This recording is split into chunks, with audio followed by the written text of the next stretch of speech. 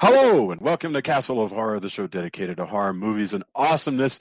This week, we continue our retrospective on what we're calling Gaslight movies with Hush Hush, Sweet Charlotte.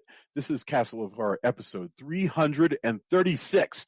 Bear in mind, if you haven't seen today's movie, we're going to be discussing it from the perspective of horror fans who have seen it. So warning, spoilers ahead. From Denver, Colorado, I'm your host, Jason Henderson, publisher at Castle Bridge Media. With me from Austin is Tony Salvaggio, tech director at Rooster Teeth, lead singer and bassist of the band Deserts of Mars, and lead guitarist of the band Rise from Fire. Say hello, Tony. Howdy. Howdy. Also in Austin, Mr. Drew Edwards is the writer-creator of the long-running underground comic Halloween Man, currently published by Comixology. He is a Best Writer Ringo nominee, Austin Chronicle Best of Austin Award winner, and a member of the Pan American Fellowship. Say hello, Drew. I think in honor of tonight's movie, even though we all have legitimate Southern roots, we should just talk in really over-the-top Southern accents. That would be so great. That would be so wonderful. Just to all come up with our version of what we think a Savannah accent's. Well, Drew, I declare that sounds like quite a lot of work for a whole episode. I tell you what, I sure could try. Oh my God! I reckon you could there, Tony. Everybody would wind up sounding like Foghorn Leghorn. Is it Foghorn Leghorn or Foghorn Leghorn? We still have Leghorn, not I decided. believe. Yeah, I could go back into Mississippi accent, but but I don't. I thought I did that a it's a lot Leghorn. to try not Isn't it to a do that. Leghorn? That's actually Right, apparently the rooster, but I think that's the play is that you separate. I don't know, man. Yeah, you're right, because it would I don't rhyme know, with Jason. Foghorn. Yes.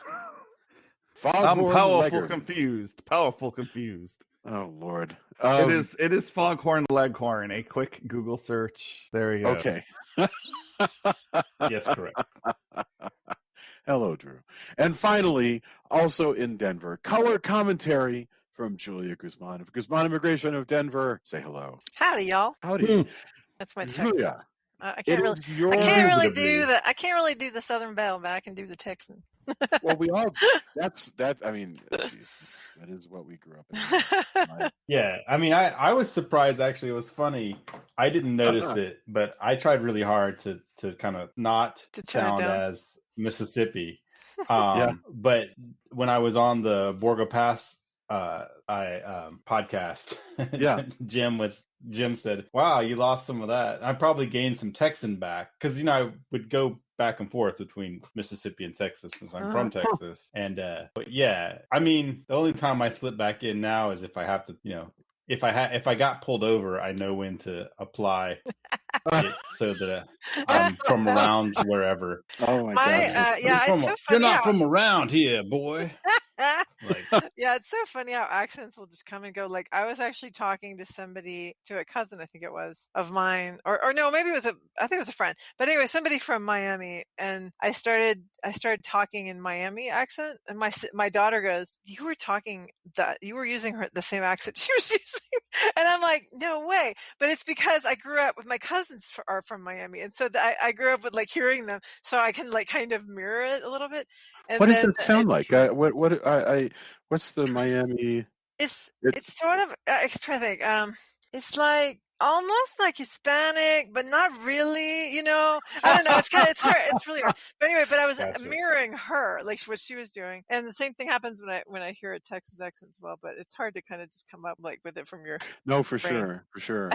Yeah, but this is one of those things. Like it's just a movie like this where you get a whole bunch of like stars and say everybody's going to do their best Southern Belle accent is just hilarious. It's like getting everybody to do Macbeth and just saying everyone's going to do a Scottish accent. All right.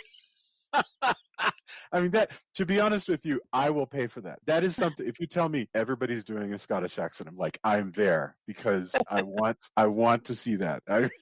Super fun.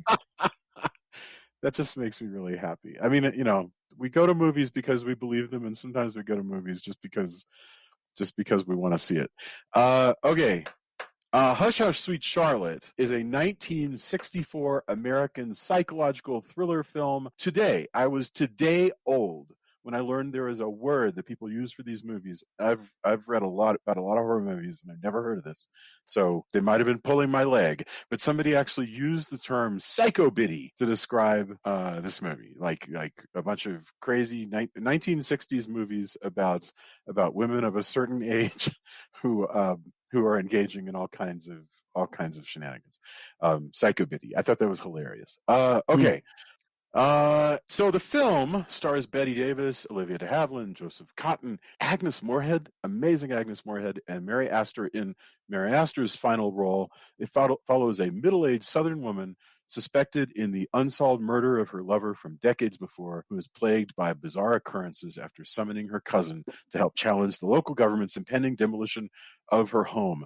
It was based on an unpublished story by the guy who wrote Whatever Happened to Baby Jane, and it was intended to be a reunion of Betty Davis and Joan Crawford, who had starred in Whatever Happened to Baby Jane in 1962. So this is just like 2.5 years later, they're making another movie, and the plan is let's have the same crew, same director, same everything, same writer, writing the underlying story.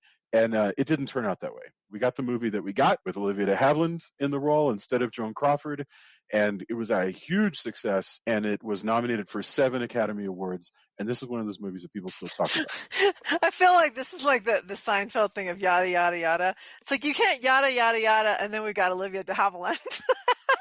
That story is like the main thing that was fascinating about this movie, aside from the actual plot. Anyway, we'll get into it more. Okay, yes, yeah, absolutely. But yeah, they wound up with Olivia de Havilland, and that way, which you're right, was enormously complicated in every respect. Even once you got rid of Joan Crawford, it was still enormously complicated to get Olivia de Havilland. But here she is, and she's delightful. Okay, let's get our opening thoughts. Julia, because you have brought us to the Gaslight retrospective, which means every one of these movies involves gaslighting. This was your brainchild, and so we're going to start with you, and we're going to go Julia, Drew, Tony, and then I'll just get us into it. And so, Julia, opening thoughts, Hush Hush Sweet Charlotte. Well, so like I started to say, it's this movie is as much the story of the characters of the movie as it is the story of Betty Davis and Joan Crawford, because it's a huge part of the Feud miniseries that they did about these two women, and there's like been endless articles and probably in this books as well about the feud between these two diva wonderful actresses. And Joan Crawford was cast as Miriam, who ended up being Marion.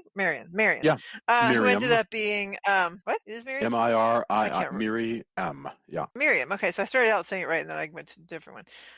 And so she she ends up, like you said, being played by Olivia de Havilland, but starts out as Joan Crawford, and there's so much rivalry there, and Betty Davis trying to control the picture, and Joan Crawford trying to control the picture back, and and being her own kind of diva with her own needs and everything, and basically she feels like she's losing power, so she starts putting her foot down more, and eventually says, fine, if I can't have my way. At least this is how it's told to us. I don't know if it's actually what happened, but the way it's told to us through various stories is she says, you know what, I'm gonna check myself into Cedars-Sinai because you guys have been assholes to me. And it's true, they'd like abandoned her in the middle of a ranch, and they just all went to the next shooting location and left her there.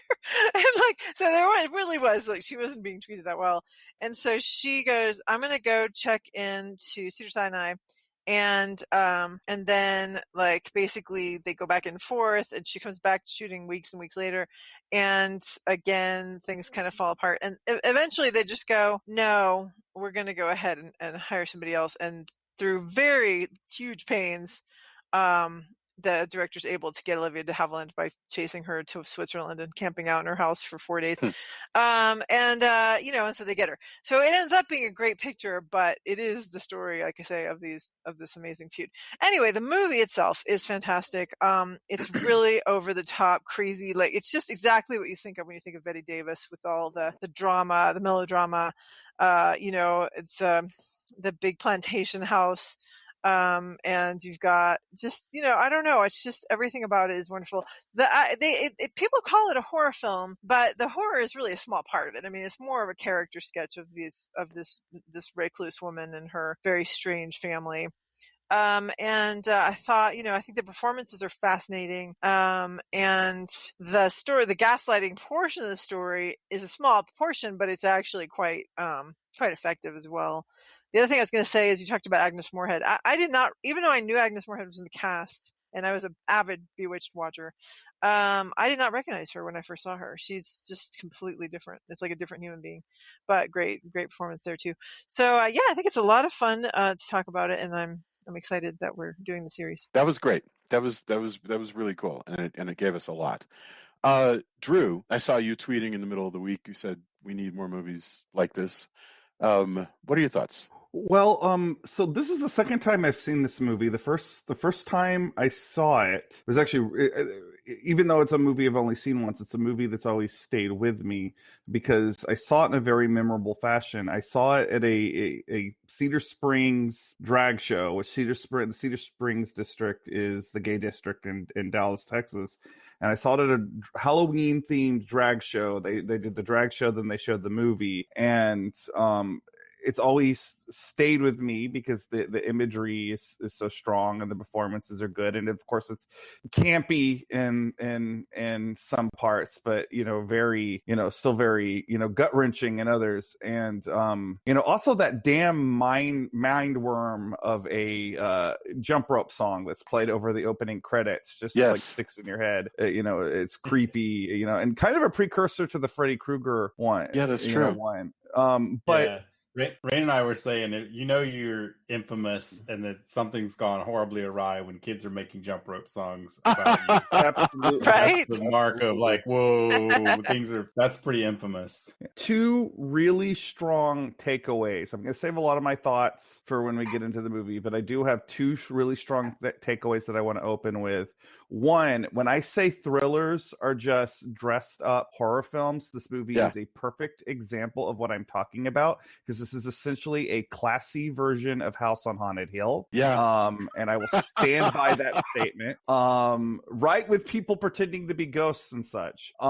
Two, I like this movie a lot more than a lot of its other counterparts, for one particular takeaway from it that is true to life, in that in real life, the mentally ill are actually far more likely to be the victims of crimes and violence and not usually the perpetrators. And that, that I'm jumping ahead, that's a spoiler, that's the ending, but Bette Davis's character isn't actually a psycho killer. Yeah. And I think that's great. I doubt that was their intention to do something that was progressive in that way, but nonetheless, I am grateful that is out there in the world, because it is again truer to life. But those are my two major takeaways. Other than that, I will say that this is a phenomenal Southern Gothic spook show, and I think everybody should see it. What a wonderful sentiment, by the way. I hadn't. I mean, you're absolutely right. I think the makers of this are straight up exploitative. I think they're just out to tell their story, and I don't think they spent 10 minutes thinking about its meaning to anyone. But so that's wonderful. I'm really glad to hear that. Tony, what would you? I think of you as even more deep South than the rest of us. So speaking from that, I just want to. I would love to hear your thoughts on this most southern of thrillers. Yeah. So so I was born in Texas. All my family's from Texas. I'm from Texas, but I lived in Mississippi for a long time and then went to school in Savannah. So definitely the South, would go to fairs in Louisiana. Like definitely all of this is, and I know Drew understands because he's East Texas, which is closer. It's its own thing that's really similar. It's culturally to this. much more like this than. Yeah. Like I know coming in through, every time we'd come back to Texas to go stay with, I stayed here in Texas during the summers. So, but definitely steeped in that, definitely steeped in small town. The movie itself is just beautiful, black and white. The lighting, it's just fantastic how everybody's framed, tricks that we'll talk about later. I mainly, this is the first time I've seen it, but I mainly remember it from, actually for some reason it got referenced a lot in Mad Magazine and Cracked Magazine. Yeah, it did. I'm not sure why that was, but I had Yes. these memories of this movie from just references throughout those magazines when I was growing up. Yeah. But man, is it beautiful. Just amazing performances. One thing that struck me that I don't think enough people kind of give credit to or think about in viewing this, that is, it's a movie also about the pseudo aristocracy of the South, and it's different. And it's not like Gone with the Wind. This is small town, how this works in this, in this more modern setting. Yeah. And that is something I don't think enough people really go into when they make a movie in the South. There's a lot of power play and especially in small towns, how the sheriff interacts with people, how that, despite what we find out later, how the rich white people and how they rule is a different thing in the South. Yeah.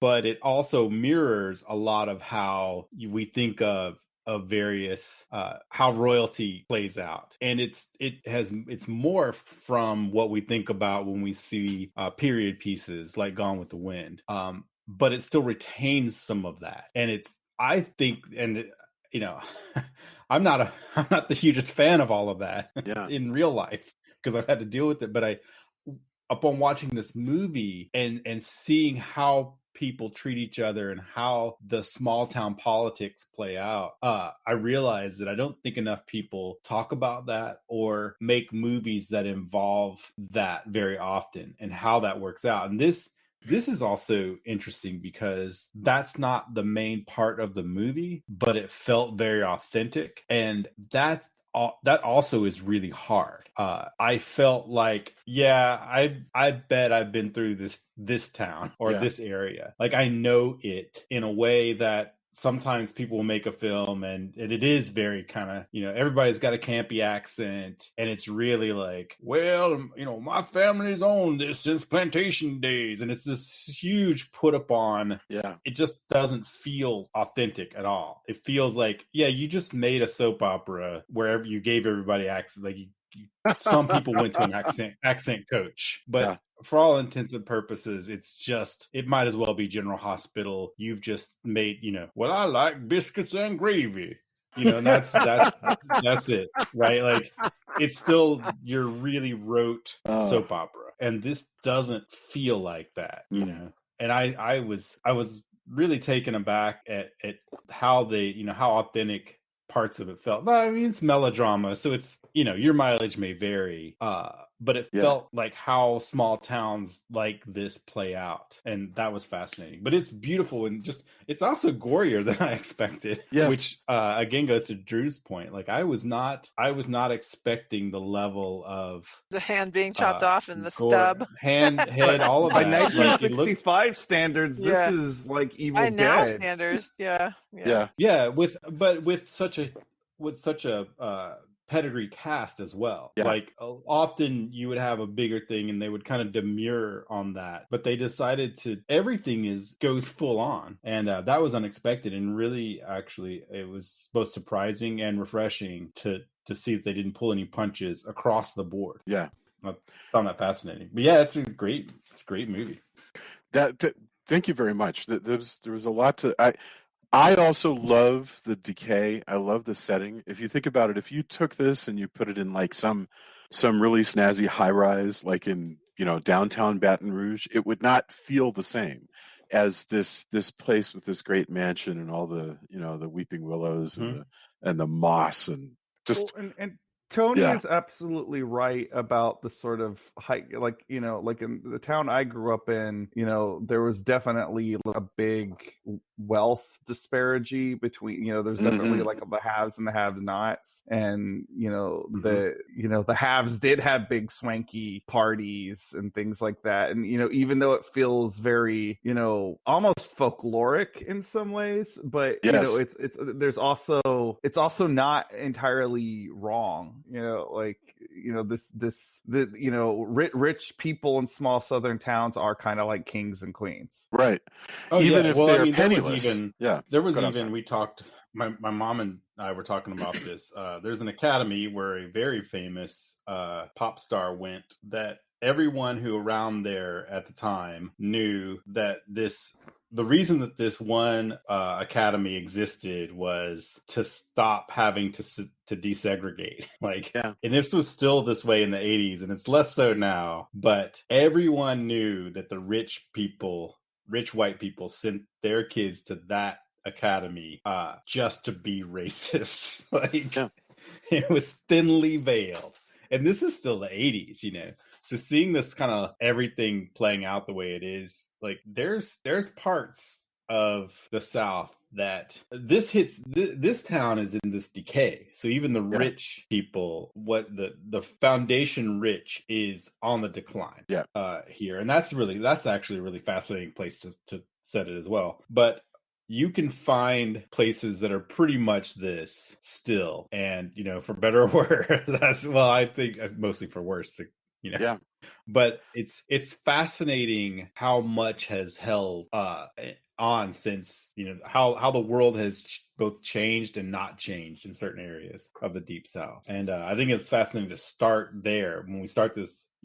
When we kick into the movie, where we spend most of the time, we're at this decay level, and you want to talk about that's the world a great of place the, to start. of the film. All right, so let me just say a very brief words. Everything. Actually, I'm not sure if I could add anything to it. Maybe we should just go straight into the world of Hush Hush Sweet Charlotte.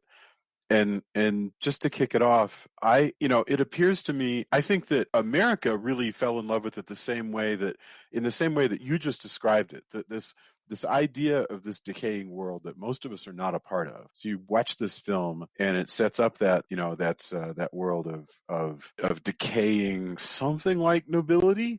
Nobody knows quite what to make of it, because of course, these, if we think of these as the descendants of the Confederates, they were rebels and they lost, and so it's a decaying something, this is, as it leads, it's twice in decay. So what we find out is everything got ground to dust. It was just fallow, and Sam has built it back up. So we get the legend of having built it back up, and then we get to see its fall as well, which I think is interesting.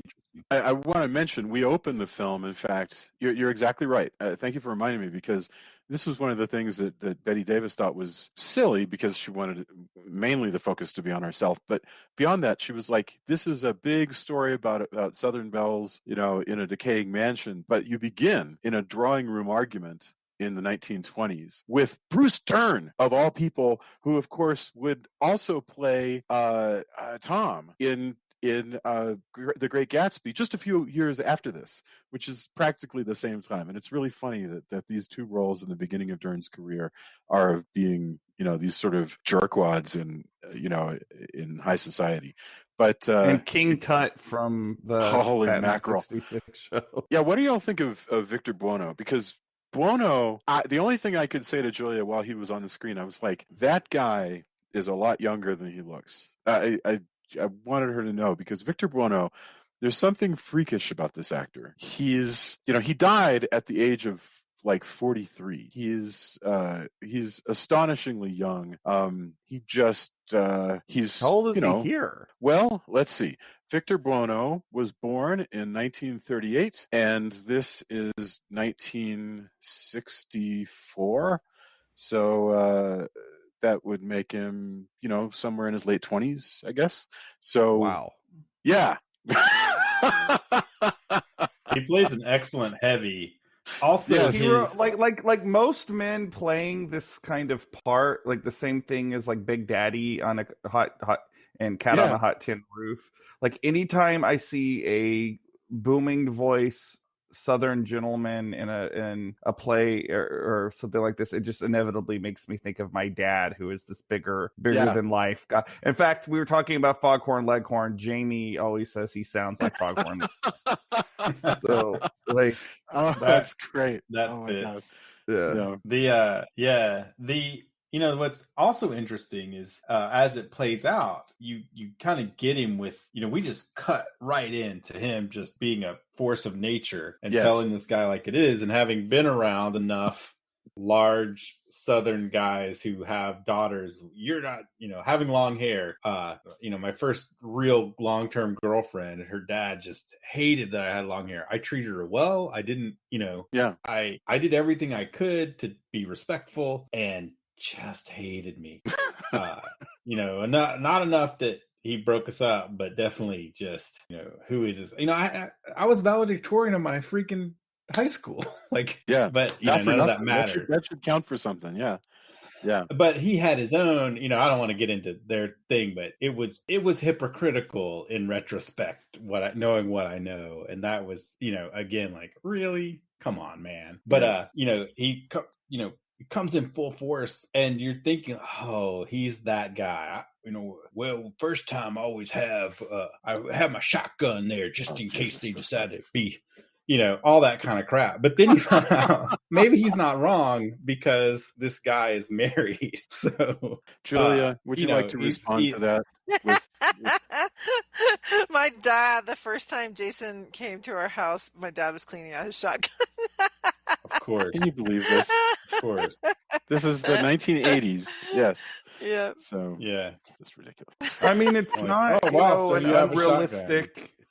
Yeah, it's not an unrealistic thing though, because like of course, these kind of guys are very protective of their daughters when they have them, but like I still remember when my older brother was who is gay, was moving into, he went to Baylor very briefly, and he was trying to move into an apartment with his then boyfriend, and two guys drove past and yelled like, hey, F word, I'm not gonna say the slur on it. And my dad just casually pulled a gun out, started walking to their car, and it was like, what'd you say to my son? What'd you say? Why don't you come over there? And holy crap. And he's still like that. He threatened a guy. Apparently my mom told me he threatened a guy. He takes the mask rule in their apartment complex very seriously. And there was a guy in their elevator not wearing a mask and like chuckling about the people who were wearing masks. My dad's in his 70s now, and he threatened this guy. Like, I want to party with your dad. That actually sounds like a lot of fun. Your dad's on the actual. The difference is your dad seems to be on the right side of things. It's scary. I'm not saying that brute. He's got that sort of brute force Southern mentality. I'm not saying you should pull a gun at will on people by any like I think that isn't what I'm advocating, but in general it usually works the other way. And so I'm both surprised and a little like Gertrude's dad, it is just because of how much I've had problems in the South. Right. So. I do really love Liberal Good Old Boys, and in fact, Liberal Good Old Boys sounds like a really great like comic.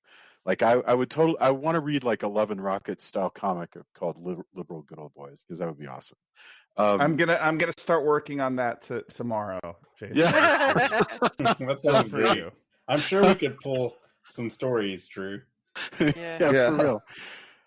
So anyway, Victor Buono says to Bruce Dern, you are a married man. You're not running away with my teenage daughter. This is absurd. Bruce Dern's like, I'm not listening to you, old man. And then he does listen to him, and breaks it off with Bette Davis, and who's voiced by Bette Davis, but played by a different actress, sort of in shadow and all kinds of camera tricks to hide her face most of the time. And then that evening, after that breakup, Bruce Dern's character is chopped up with off his hand and head.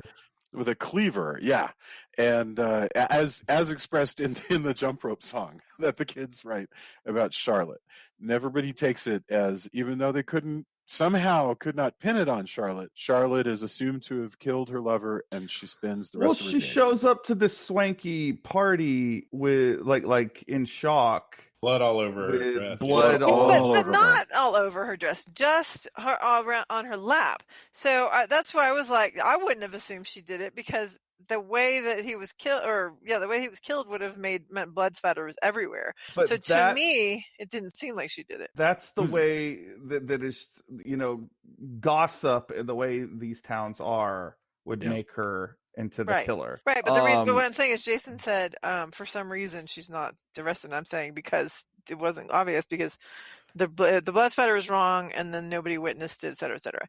So, but anyway, yes. So his hand and his head never are found. Yeah, but none of that matters. A, she's rich enough. I'm talking about that's why B, she didn't go to prison. Right, but B, but that wouldn't have mattered anyway, because she's rich enough. Yeah, Victor Buono may have just taken care of it through just corruption. Like, it sounds like also, he did. at the time, blood splatter and all of that wouldn't have mattered either way. But it's certainly none of that blood spatter stuff would have mattered in this town at all.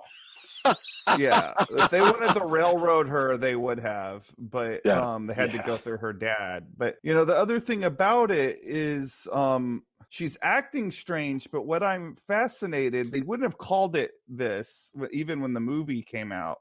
But what we're seeing, with Charlotte is that she's having like post-traumatic stress reactions from finding her lover. Yeah, she's in shock. Yeah, decapitated and whatever you call it when somebody gets their hand removed. Unhanded. Yeah. Anyway, but yes, they never found the hand. They never found the head. So then forever, she continues to live in this house as it kind of, is allowed to it's not like falling apart necessarily, but it's just very unkept, really, except for this one poor maid that tries to keep it up. And she thinks that she hears John, and that she maybe like that he's there somehow still in the house with her until she's whatever age she is at the point that we join her later in the movie. Kids are sneaking into it as the local haunted. It's the Boo Radley house, basically. Yeah, exactly. Yes, well said. Yeah, for real. Yeah. In fact, which is funny you say I guess that. you call it. Are you going to say the same thing I'm going to say, Jason? Which is the probably, kid? but it'll be better if you say it. Go ahead. No, it doesn't matter. I was just going to say the kid who comes into the house is actually in To Kill a Mockingbird. Yeah. I did not know that. What I was going to say was, I was just going to say that I believe that in putting this story together, the writer is dragging from a whole bunch of different influences, and I think To Kill a Mockingbird is probably a huge influence. It would almost have to be. And so the boys regarding this house as being spooky, and they're going to dare one another to go in. That it's so wonderful to set this up, because when you think about it, even though intellectually you're not watching a ghost movie, you're not watching, there's a bunch of stuff that this isn't, but by starting it with the boys taunting one another and daring one another to break in, it's like a repetition. It's like the fact that they open it with a poem. It puts you in the feel of being kind of in a fairy tale, and it just makes it a little bit magical. But by the way, while we're talking about the world, I want to get back to something that Tony said.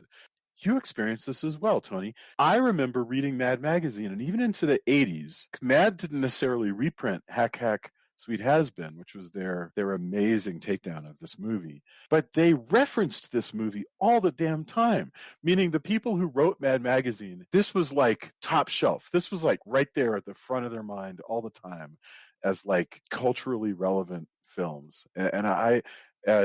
And since I learned everything I know about culture from Mad Magazine, this movie was like super important as one of those that I was ashamed I hadn't seen, So, yeah. And by the way, this is my first time seeing it.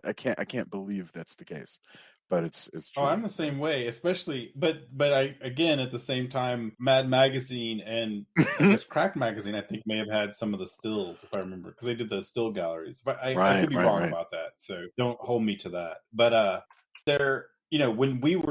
when it was relevant in those magazines, you couldn't get it on VHS. Right. Like, so Right. they kept it relevant in a way that to us, you just had to go, wow, I wonder if I could see this film. Well, you just happen to hope it's on TV somewhere. Right. And that's it.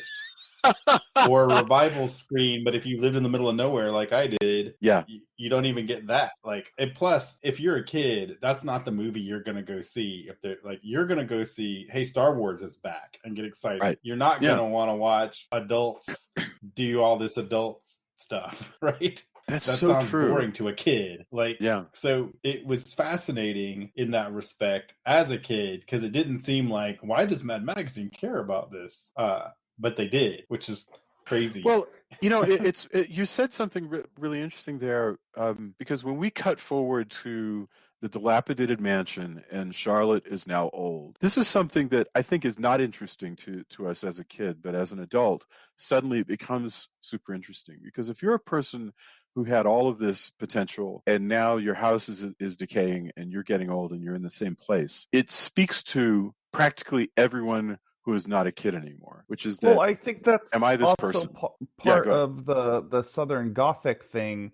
You know, you were talking about like the links, like to the Confederacy and the sort of failure of the Southern states to be a nation. Yeah. And like when you see these kinds of stories, and when I was talking about this on Twitter, you know, this is sort of what I was just barely hinting at, is that I think, you know, looking at Southern culture through this metaphorical lens of seeing these like dilapidated plantation mansions that were, you know, built on the backs of slavery and things like that. Like it, you know, even though this is not a movie necessarily about racism, you know, it's in there, it's baked into this genre. And, you know, so to see this sort of mad Southern Belle figure who, yes, she's not a ghost, but she's definitely ghostly. You know, like it's just so rich, you know, thematically. That's right. What I found fascinating about her portrayal as well is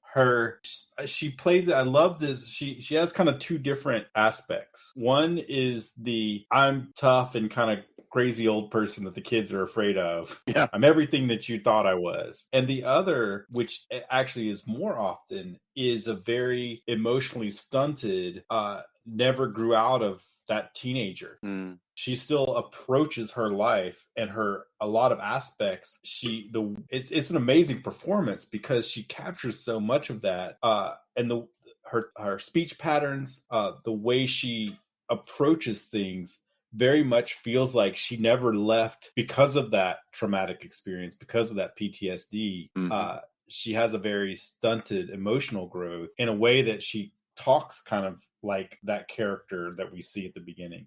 And I thought that was fascinating and terrifying. Like, just but what I mean, you have to be a really, like, we have A-list actors and actresses in this, and those performances are pretty amazing. Yeah, well, that's one of the ways this movie does right by mental health issues, whether by accident or not, is that she isn't a raving lunatic 100% of the time. Like, she's a fully realized person with a fully realized, you know, she's vulnerable plenty of times. She's really the hero of this movie. They set you up to think that she might be the villain, but she's not. And, you know, I just really, you know, is somebody that often finds myself, again, I think that this was not even on Bette Davis's mind. You know, Shirley probably giving a nuanced character, yes, but I don't think she was thinking of, you know,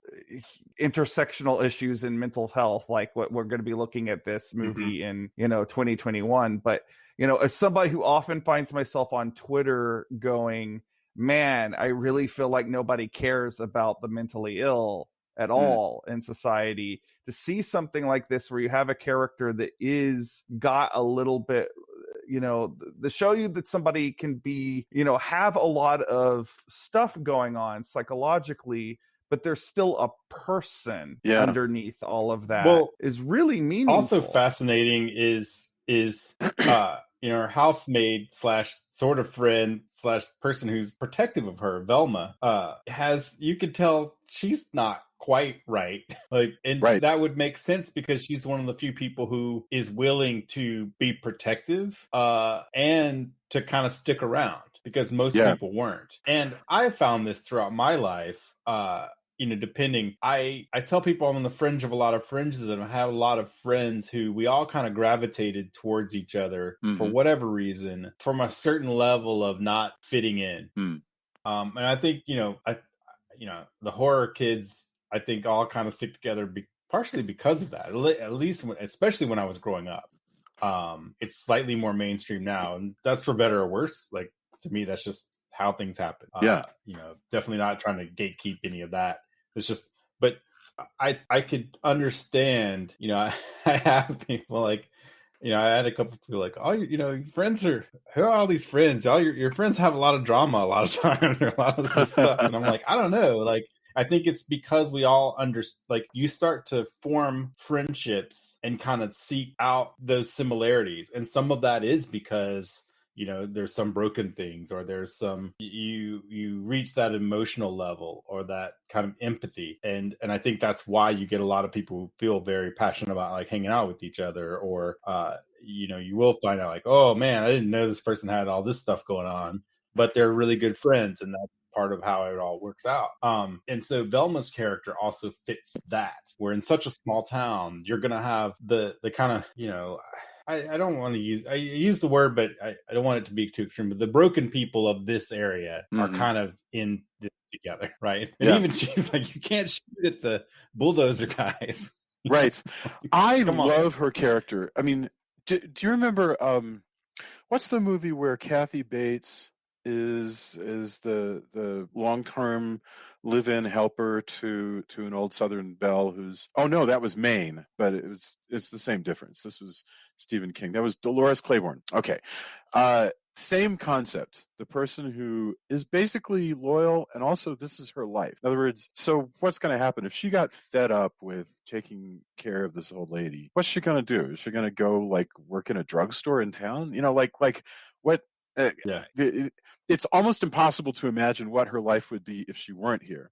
So she's entitled basically to just bitch and moan all day long because this is their life. In fact, I could use a little more of their dynamic. I mean, I think, well, and she clearly cares really deeply about her, because yes, absolutely, whenever they're going to go trying to mess with her, and who knows what drug her and who knows what else, the bad guys, she's the one, she risks her life to try to rescue her. She's not just like, oh, well.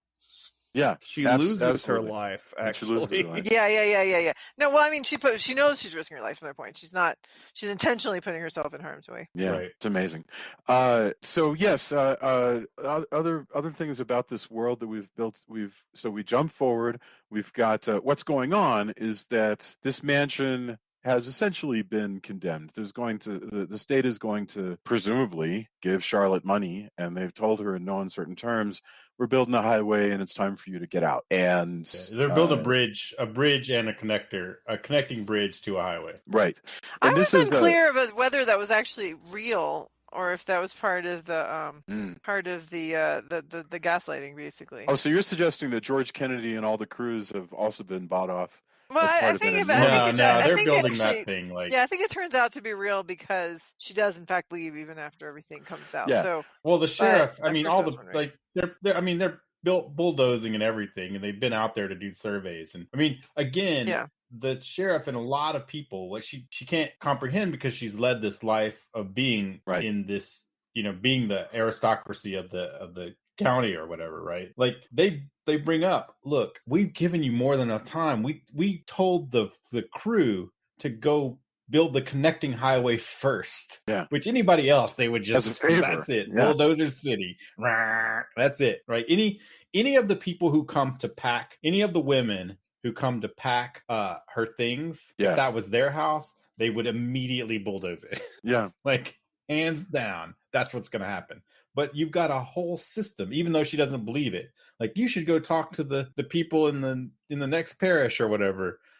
You've got a whole set of people who've gone, hey, out at the Hollis place. When you see the train, the place is called Hollisport. Like, that's how important this family solid is. point. So this is an extremely important family, and they've gone out of their way to do things like build the connecting highway first, and they've waited just as long as they possibly can, because as important as the Hollises are to Hollisport and the surrounding area to the state, it's still, we need this bridge, right? And that's the thrust of what leads to the money, to her anxiety about not wanting to leave the area, all of that.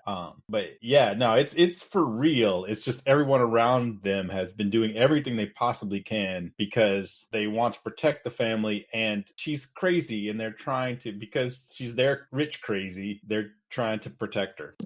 I wanted to point out crazy to else. them, right? Like, we see why things go the way they are. That's not meant as a pejorative, but right, because that's how everybody sees it. Like, well, crazy old lady in the house, The gaslighting has probably already begun too, because we know that Joseph Cotton. Well, we find out it has actually. Yeah, Dr. Bayless has already been busy, slowly starting to chip away. Well, we found out later that Miriam has been setting this up for a long time. Right, they're in a long conspiracy. I wanted to mention something else going on here thematically, which is the destruction of this old mansion to build a superhighway. I couldn't express anything more just telling about progress in America than that, and we see it again in Deliverance, which is just is less than a decade after this. The whole point of Deliverance is that they are taking, these 4 Atlanta jerkwads are taking this sort of upper middle class sightseeing canoe trip before these people, the poor people's lives are going to be literally drowned, because they're going to put up a dam and they're going to drown all the towns that this river runs through. That's what Deliverance is about. And this is the same thing. All of this that's gone before, whether it deserves to be remembered or not, is going to be paved over, which is amazing when you think about it. It's at least, I'm not going to pass judgment on that one way or the other, but it certainly is the stuff of drama, So yes, let's talk about Joseph Cotton for just a second, because we've jumped forward to this world, and before Miriam shows up, you have Betty Davis, who we mentioned, and in her life is a doctor, Dr. Joseph Cotton, who's always been part of her life. Now this is maybe the first. Dr. Drew, unfortunately. Yes, Dr. Drew is his name, and it's Joseph Cotton with his usual amazing hair. This is like exactly 20 years after the last Joseph Cotton picture, which we talked about, which was literally last week in Gaslight, and he's laying on a thick, syrupy Southern accent himself. It's just so great. This movie also, I talked to you about this on Facebook, but this movie caused me to realize that he was the inspiration for Norman Osborn from Spider-Man. Which is weird to think about, because but when I kept, I saw him in his 1960s suits, I kept thinking, who does this guy look like to me? And then finally at the end of the movie, when he's in that seersucker suit, I was like, he looks like Norman Osborn. So sure enough, I got on the internet and I looked it up, and it was like, yep, Steve Ditko and John Romita Sr. both based Norman Osborn, when he's not in his Green Goblin getup, on Joseph Cotton. But wasn't Norman Osborn a teenager? No, you're thinking of Harry Osborn, his son. Oh, yeah. Well, then no, I have no memory. Because Norman Osborn's hair has the way they draw it has that weird. It always, as a kid, it's like, what's going on with that? Right. Has that weird wavy thing. Yes. Going on. Yeah, you're right. Yeah, you see it in this. You're like, oh, okay, that's what that looks like in real life. Neat. That's what somebody's drawing. Yeah. Boy, that's really interesting. So what's going on with? Is it? If you have densely curly hair, is this what it looks like if you put a hell of a lot of product in it in the 40s, or I really can't see. I have no idea. He even has a wig that looks like this when he's in Bear and Blood, which is I don't know, I want to say another 10 years after this. Joseph Cotton. I'm sorry. It'd be really good if our next movie also included Joseph Cotton, but unfortunately, we're going to jump forward several decades. So yes, that's our world. We've got those three, and then into it rolls somebody who, yes, spoiler, turns out she's been super busy already, but into the world rolls Miriam, played by Olivia de Havilland, looking like she was, she left years ago. She's rich now, and it looks like she's come back as a favor to Charlotte to either take Charlotte somewhere else to live, or Charlotte thinks maybe Olivia de Havilland will help fight off the state and I'll get to keep my mansion. But regardless, she couldn't be any more different from these people. She's put together, she's elegant. Yeah. And it also teeters on almost having too much cast, but it doesn't do it because we also have Harry Willis, Cecil Kellaway, who comes in from England as an insurance investigator. And now, as soon as he appeared and started doing, because he says, hey, he goes to the sheriff, says, hey, I'm an insurance investigator, but I need to keep this on the down low. So I want you to introduce me as someone who's like a kind of tabloid journalist. And it's great when he meets an actual tabloid journalist who's just terrible. Yes. His character is great, but he's a terrible person, right? He's a very typical tabloid journalist. But it made me think it's kind of funny because here you have a guy coming to the South with this, very proper British accent who's, his whole facade is I'm, in this realm of journalism that's kind of shady. And then it made me go, this would make a great double feature with Knives Out. Yes. Oh, yeah. There you have Daniel Craig with the, very broad Southern accent, but being British. Yeah. It would, the way they both approach things, though, you could totally show this and then Knives Out, and it would be a really fantastic evening, actually. That's a wonderful idea. Yeah, absolutely. I also, by the way, think it's hilarious, this notion that an insurance investigator would pace around and touch his finger to his lips and go, what can I claim to be that will make people trust me more than if I'm an insurance investigator? I shall call myself a tabloid journalist. I mean, that's the crazy. That's such a wonderfully nutso notion. But whatever, we roll with it because it's also his excuse to talk to all the parties that are involved.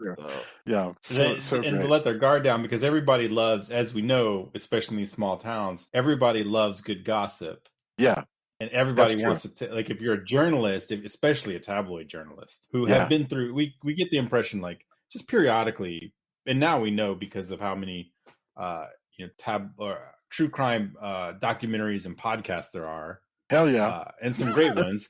But people love that. It's been, since as soon as there were newspapers, there were people I have to read about the dread, selling papers. If it bleeds, it leads has been that way for just, a couple hundred years plus more. Yeah.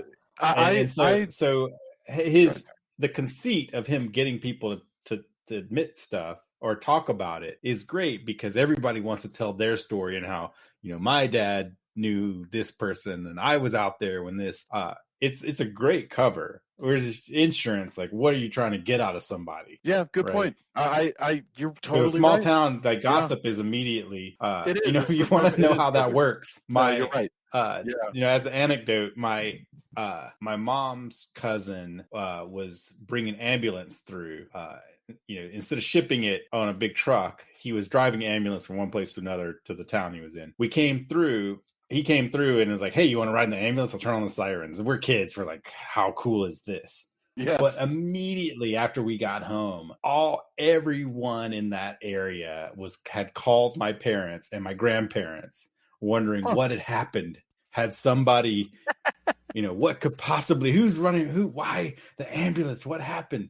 And I'm talking dozens of calls. If we're in the middle of nowhere, if you look at where Tylertown, Mississippi is, where Salem, Mississippi is, it's just nowhere, and just dozens. Oh my God, what happened over at the Griffins? Wow. And just that's your life. That's how. Well, nothing else is going on. I'm very concerned about my neighbors in a concerned way of what's the scoop? right? Sure. But have you Like, I know- noticed, Tony, that if we don't get to live in a world like that, because I certainly don't live in a world like that. I mean, my neighbors, that's a rarefied world that most of us don't get to live in anymore. But I think we all crave it, which is why My we parents all. still do. Well, there you Well, go. that's My what mom, my now we stepdad live do. it. Now we live it in terms of social media, where it's like constant social Well, media yeah, I mean, the voyeurism. equivalent of that is Nextdoor, right? Like, No, you still well, live it. next door, If you yeah, want to be that's on Nextdoor, you live it. Yeah. but that's yes, and we were just talking about that today actually. But I'm thinking in terms of social media, where if somebody goes, I'm sick of everything. Everybody's like, oh my god, are you okay? Oh, everybody needs to call this person. Like what's Mhm. happening? So that's where kind of the busybodiness Right. comes in is on Mm. But you're right, next door also fits that. Yeah.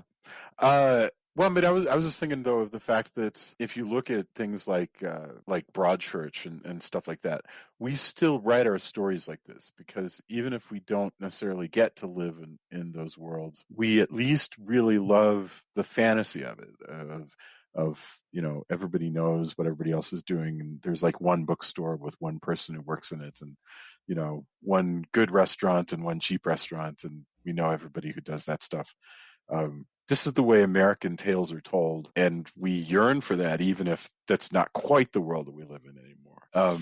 And Tony Dre, I mean, some people do, but we just don't. For sure, totally for sure, yes, and yeah, you could even say that our town comes close, but you can avoid it if you want. Okay, so that gets us all the cast. Miriam has shown up, but very quickly, basically everybody starts moving along what they claim to be doing and what they're really doing. And what I think I would like to focus on next is the actual gaslighting. Because a lot of the arguments are just simply family drama and all kind of stuff.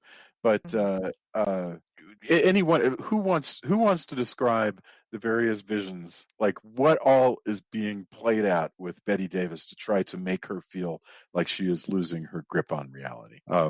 Julia, do you want to? There's a little bit. So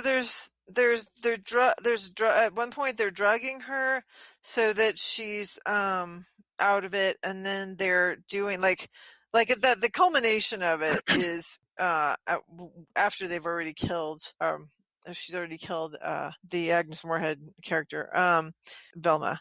That they do, the culmination is that they've drugged her and they're going to he'll play the piano, the harpsichord, or whatever it's called. Mm-hmm. And he plays and he sings, and I guess that's a song. He sings "Hush Hush Sweet Charlotte." Oh, the song. Let's stop for just a second on that song. So a lot of it is they sing that song for her. And I this is one of my favorite conventions of any movie, is when a song is invented for the movie. I'm saying this like I think it's dumb, but I actually really like this. The song is invented for the movie, and everybody pretends that song has existed forever, but it's completely new. I love this. This is that's one of my favorite things. And it's a lovely yeah. song, kind of a Sure. country, song. Peggy Lee had a And hit with it, yeah.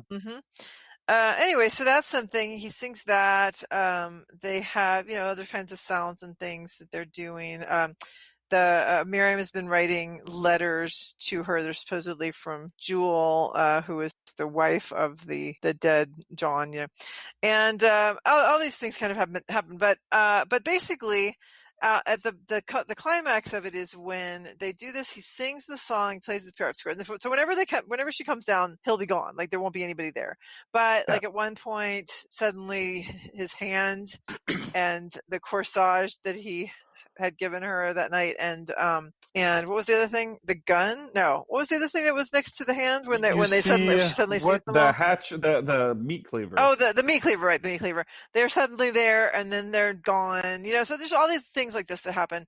But so then that night when she comes down and she's heard the music, she comes down. She looks where the harpsichord was being played, and the gun is there. A gun is there, and so she picks up the gun, and she has this amazing vision. This is probably one of my favorite scenes.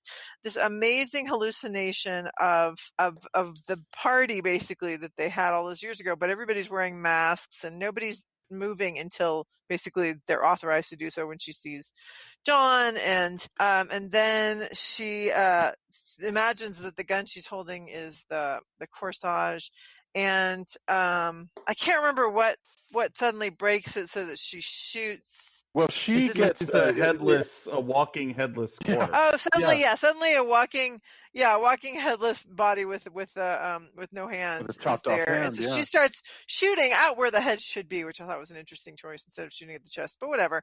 Anyway, and then of course it turns out that it's actually Drew, Dr. Drew, and and he is supposedly dead, and now they're gonna go. Miriam's gonna, for reasons, gonna help her dispose of this body, and so they take it to down this road and dump it in the water, which is super crystal clear water. Now, stop there for just a moment. That's far enough. That's a lot with of that, plots. With Okay. I just say one thing before we get all away? I would not want to lose all the crazy hallucinations and the two of their so talk some more of scenes some of those. But I just want to point out they are in fact terrible criminals, because if they really wanted to get her committed, all they had to do was pin Velma's death on her, Right. Yeah. on Charlotte, Right. and Because before this, everybody we have in her being town would have saved. believed. Yeah. Right. Because she tries to save her friend employer and is killed. It's pushed down and that sequence is actually stairwell. really good. The back and forth of her of Velma hiding, of there's some great psychological thriller stuff in that. It's really well done. Like, it's cut together really well. The suspense is there. But also, and I hope I didn't interrupt too much, Drew, but I also want that was to my say thought. the party literally. itself is amazing because it also plays into how her memory plays out. Like, when everybody's there, but when everything stops, everybody it's masks, but it's not. I don't think it's really meant to be masked. It's how your memory is. So nobody has faces. Yeah. They're all blank. And that is such it's wild. Cool concept. And it's done so well. There's just so many just really interesting cinematic tricks, and just how they, not even just tricks, just how they decided to shoot this movie at the point where she fully goes into this dream sequence, because as she remembers, some things have faded. So it's not important who those people are anymore in your mind. It's only important that she's there at the party, that her, lover is there. And all of that is just fascinating. And we don't even know they kind of dropped it. Maybe they weren't even lovers exactly. It could or couldn't. There's a hint where they go, but we didn't even. But, you don't know exactly what that relationship is. But that's also fascinating. But at that point where everybody stops, and then because it's her mind, because it's her memory, because of what she sees is important, those things aren't important. And that is such an amazing touch. Thank you for mentioning this, because you could write just books and books on how this is shot, the way that they light things and call importance.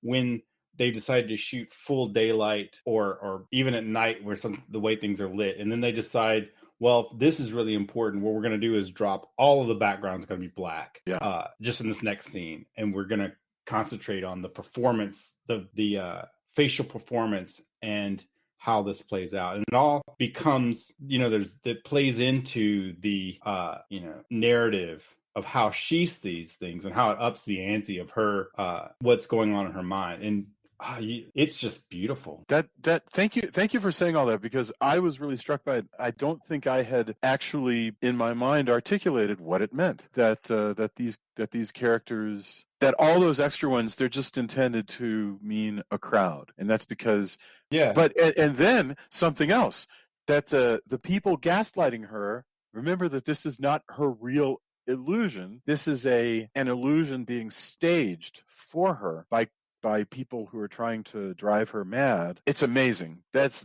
just wild. And it turns out this is a Batman plan. I mean, they have it down to a science.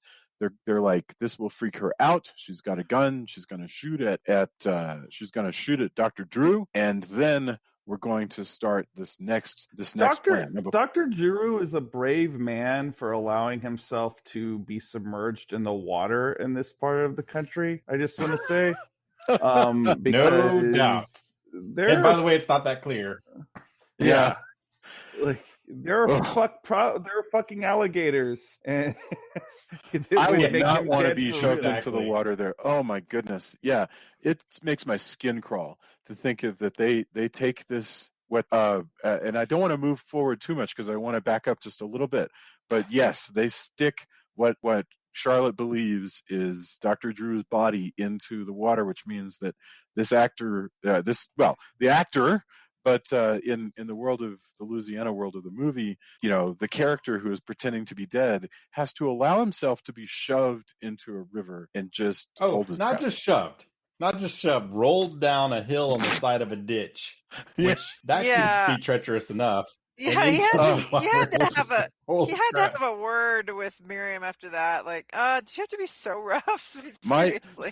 My chest is tightening as I speak of this because I can just feel. Scene, though, outside of the fact that we know that he's alive and he's going in the water, and that's a foolhardy thing. It's some of the most heart-wrenching stuff in the whole movie. Because and it works on so many levels, because Miriam is pretending to be upset because her former lover has been, she had a relationship with him in the past, is dead. But and she becomes really abusive, really fast, like to the point where she's like slapping her and calling her an idiot, and just.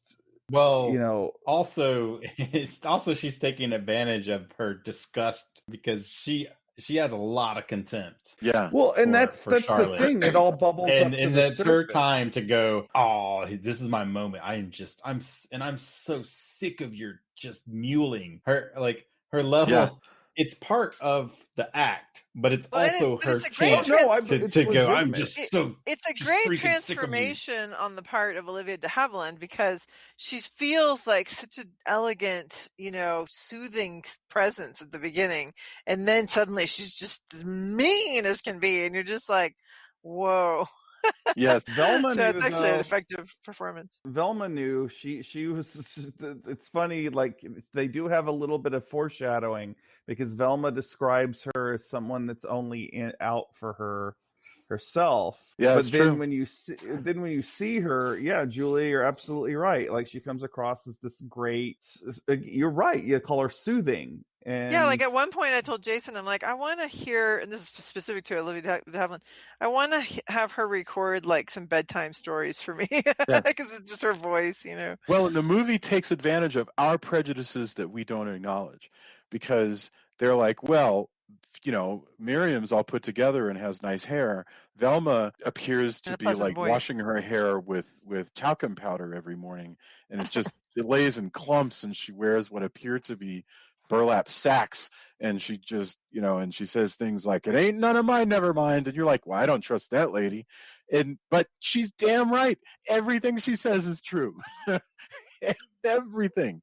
And the movie's playing with the fact that we know that we've been trained by Hollywood studios that Velma's not to be trusted, and the elegant upper middle class lady speaks the truth, but that's not also Velma cuts up her dress, which is a really messed up thing to do. Except that later on we're like, okay, maybe it was kind of justified to run her off, or try at least. And so interesting. It's an effective mystery, because we probably you should suspect Miriam a lot earlier, but we don't, or I didn't anyway. Well, I was watching this with the benefit of having seen it before, but like I think like in Gaslight with the husband, you start out with. You have a performance that doesn't immediately key as sinister. It sort of ramps up to the point where at the end of it, she's got her slinky evening gown on and has gone full, you called it kind of full Batman villain. Like she's got like Yeah. A slight Poison Ivy vibe about her at this point. Yes. And when I say Batman villain, I mean the plan that she and Dr. Drew have put together is pretty darn intricate. And as Tony and pointed her out, plan way goes too back complicated. decades. Yeah, well, tell me about that. Go ahead and tell me the villain plot, like from the top. Like, what the heck is Olivia de Havilland up to? What we eventually learn is so this is set up in a prior scene where the insurance investigator goes to talk to Jewel, and she gives him a letter saying that it explains everything, and she talks about how she's dying and that she's broke. And then there's like another scene where she is confronted by Miriam in the street, and she's really frosty to Miriam. And she says murder starts in the heart, and it's vague. So what we later find out is that Jewel, in a fit of rage, murdered her husband when she found out from Miriam that that her husband was cheating on her with Charlotte. So Jewel went and murdered her husband, and Miriam saw her and has been blackmailing her for decades. But also all this time, she is the one that has been periodically sending these like agitating letters to Charlotte. So she's been tormenting both of these women forever. Like she's really evil. Yeah, no, she's horrible. I was actually surprised when we first find out the plot. Like, hey, we're gonna drive her. We're finally going to drive her crazy and get her out of here because the house is going to get torn down. So we have a tiny window to do all of this. I was surprised actually that they revealed it as soon as they did, because you could just as easily make this into a mystery where you go, oh, holy crap. Like they didn't do the body thing, all that. But the plot of, those two plotting together is revealed way earlier than I had anticipated. Yeah, before the big vision. Because of that is where we get, we get to do the whole thing with Velma finding things out, and how they because they have we have our doctor who vouches like, oh no, she fell off the ladder. Oh man, which brings us to actor Percy Hilton, who plays the coroner, and that character actor is just great. I love his interesting anytime he's in a movie. I don't know something Rain found out though, by the way. Rain found out something interesting, which is in a lot of places the coroner is an elected official. So really, of course. You can be in some places. The coroner isn't necessarily. You don't have to have the same qualifications. Like medical a weird overlap with being the person who whether or not you investigate medical examiner, like all of that. And that is also how a lot of small towns where you'll have something happens and it just kind of goes away. Because what did you say, Jason? I didn't understand. I didn't hear you. About what? You started to say something and I don't know. I just didn't catch what you said. I'm sure it doesn't. Okay. Well, I had brought up the character actor and the part, and I think you were. I just said I didn't know the actor, but the character is remarkable for all the reasons that you point out. Yeah, absolutely, it's a fascinating. I just remember like Rain thought he was also the voice of Winnie the Pooh. Like she's like, oh, he sounds like Winnie the Pooh, but he's a miracle on 34th He also Street, sounds a lot like the actor who was in Raisin in the Sun and Harper Valley PTA. There's this one actor who was around a lot at the time and has that same, and like Sterling Holloway, who's the voice of Winnie the Pooh, that sort of lovely high pitched voice that is unusual. I mean, a very male high pitched voice that just resonates. He's in a bunch of uncredited roles, but it was one of those. He's in enough. I guess I watch enough old movies. Where he's yet another one of these, like, oh yeah, that guy. You see, there's, of a time, there's a list of people that when you see them, you go, oh, the guy, yeah, and that was him. And this is the coroner. He's delightful as, this is the doctor brought him in. Why would I not trust the doctor? And that's how this works in this town. Absolutely, because the doctor in small towns also, if he's been around long enough, does have there's a trust that's built. Well, that's why they keep saying Fauci and them keep saying that, doctors are the ones who need to tell people to wear masks because politicians politicians aren't cutting it. Right. So your local doctor's the one. But there's a lot of trust, which, again, I wonder why there's not probably some more psycho thrillers of a doctor being able to get away with many, many murders. It's a great by idea. just having that trust. There's what's it called? Malice? Is that what it was called? Malice. Maybe. I'm trying to remember. But it would, in a small town especially, it Mm-hmm. would be easier to be that person. Just because of the way things work, and it's fascinating. But that's just, and especially in this era that the movie set, and that's why this guy's able to get away. Like, I mean, my kids go to that doctor. I've known him. I grew up with him. Oh well, he gives us. He helps us. He saved. He saved my nephew Zach when he had something happen. Like, why wouldn't you trust Dr. Drew Bayless? Well, also there's an element, by the way, of amazing patronage in what you're talking about, because Sure. if a character like that, if a guy like that is elected, then it means your most popular people in town are going to get elected and actually draw salaries, which is going to be basically a patronage where taxes paid by everybody are going to go to line the pockets of the most popular people. Well, it's why there's some people who are the head of education and so the right. Absolutely. School board lead, the head of the school board is one of those, like, there's all of these. As you become an adult, you realize why those people have the positions they do, and that they're actually drawing a piece of their salary from each of these things that they're elected. And it's a fascinating slice of how that all works. Or did, because then you have a lot of reforms that happen in the 20th century, and professionals come in and yeah, I think you need to go visit my parents. So okay, you have a lot of reforms. Is not everywhere has those reforms. And if they are reforms, they're usually changed in a way where, okay, this title changed and this solidified, but it's still this. Yeah, it's hard. It's hard. Trust me, not much has changed in that area. I can tell you this, and it's also why I don't go visit as often. No offense to my friends who still live there, but that's the choices I made, and why Austin is my home, and why I moved back to Texas as soon as I possibly could. And I'm not saying there's a lot to not be maybe as happy about Texas. I'm not saying that, but I am a Texan. I came back as soon as I could, for better or worse. And there are many reasons why. For sure. And some of them are sort of in this movie in a less dramatic way.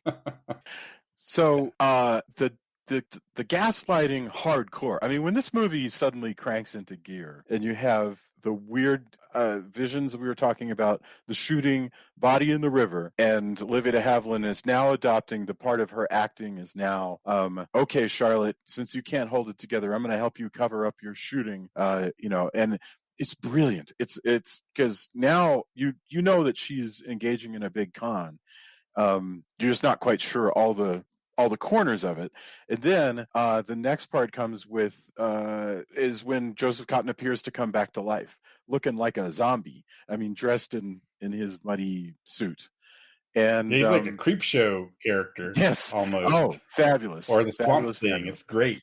Oh, it's so good. Actually, here's the problem. I actually literally don't remember what happens to Charlotte after that. Does she just full on? Really? That's one of the best parts of the whole movie. Walk me through what happens after that, because I don't remember what happens to Charlotte after she sees Joseph Cotton looking like a zombie. She freaks out, and so they put her in her room and dope her up.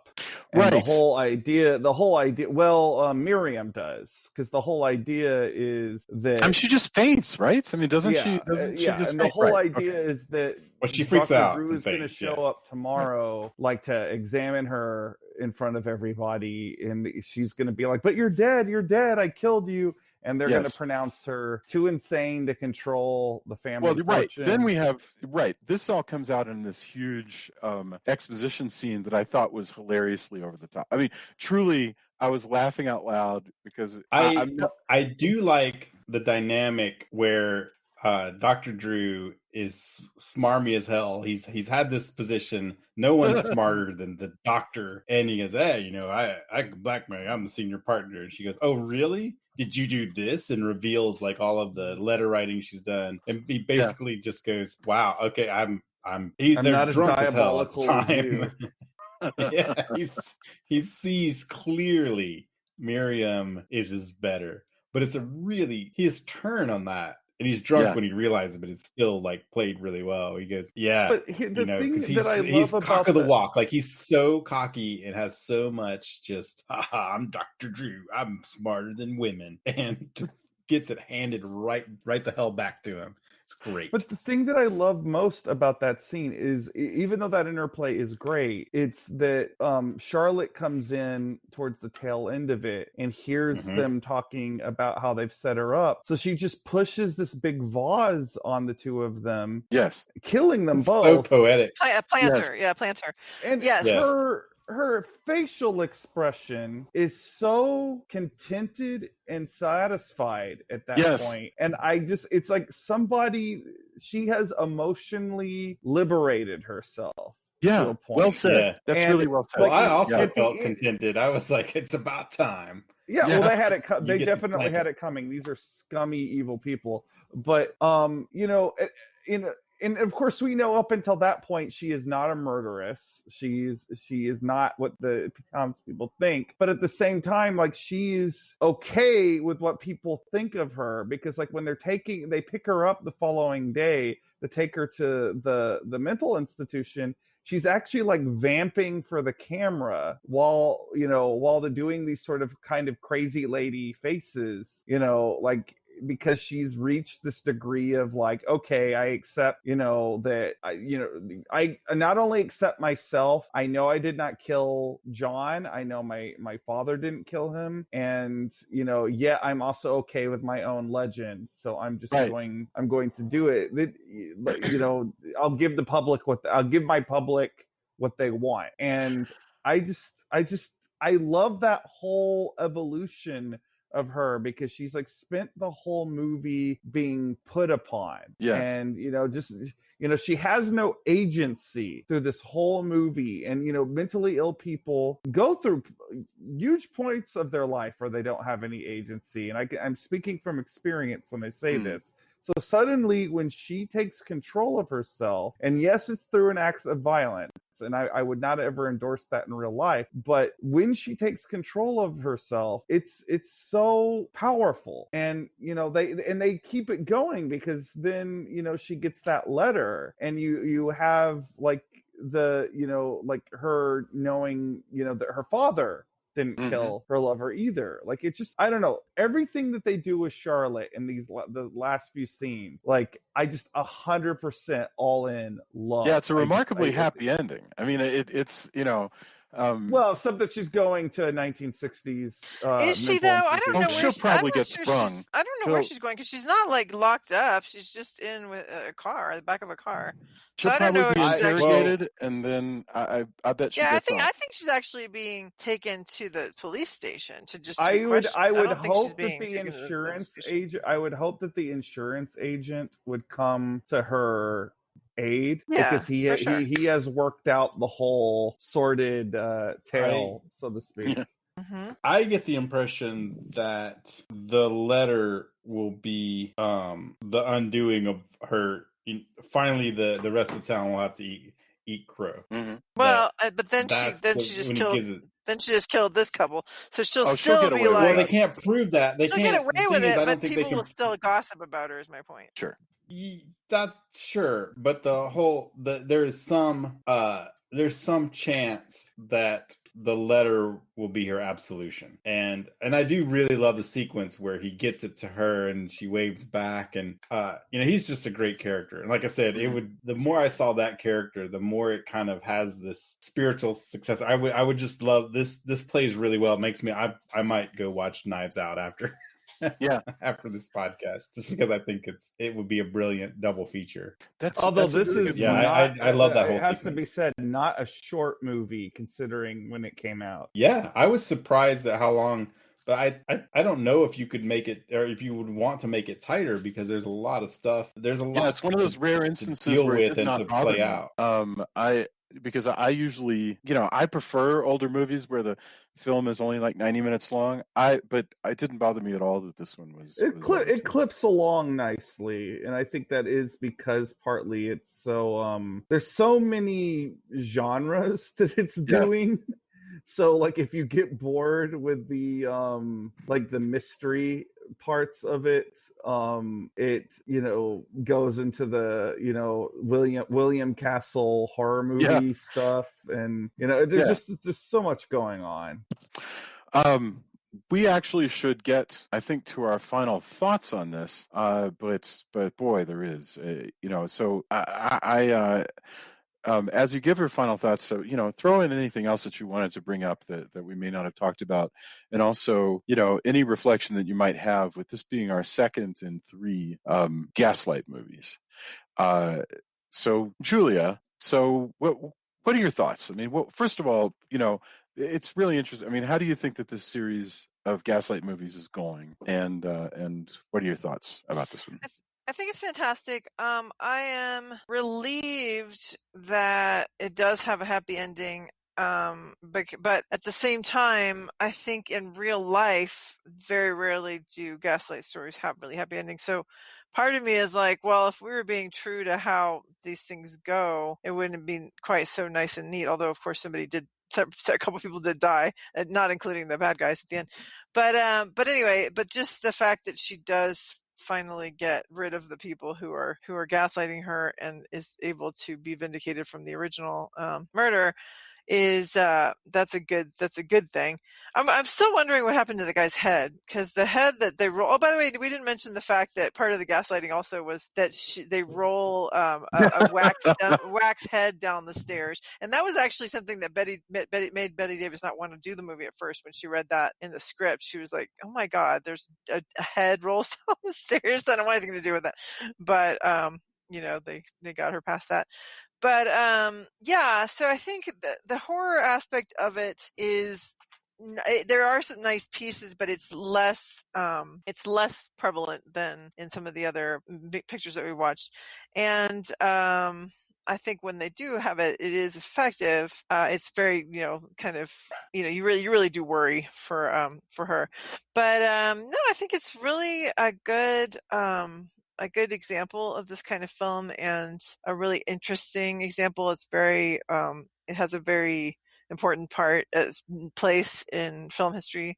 So I'm really glad that we're talking about it. I don't know. I think we've talked a little bit about the sets, where they're pretty, really beautiful plantation home sets that are just very opulent. The costumes aren't very elaborate or consistent with the time, because they actually didn't have time to get a wardrobe for Olivia de Havilland, so she just used her own clothes, which of course are 60s clothes. But that's okay. How interesting. Right. No, excellent point. Yeah. And and then the song we've talked about. So I think we've hit most of the points that I would want to hit. Yeah. Very good. Thank you. Drew, what are your thoughts? I don't know that my opening thoughts are any different than my closing thoughts are any different than my opening thoughts. I will continuously use this now as an example of why I don't think thrillers are a real genre, because I think that this is got a lot of William Castle in its DNA. And that's not a knock, by the way.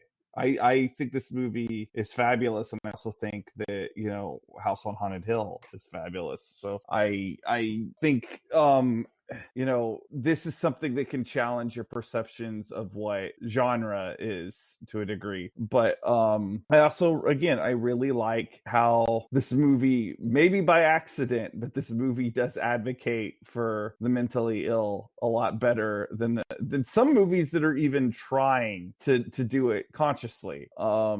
And I think it does a pretty good job of it, mostly because Betty Davis is tremendously talented and watchable.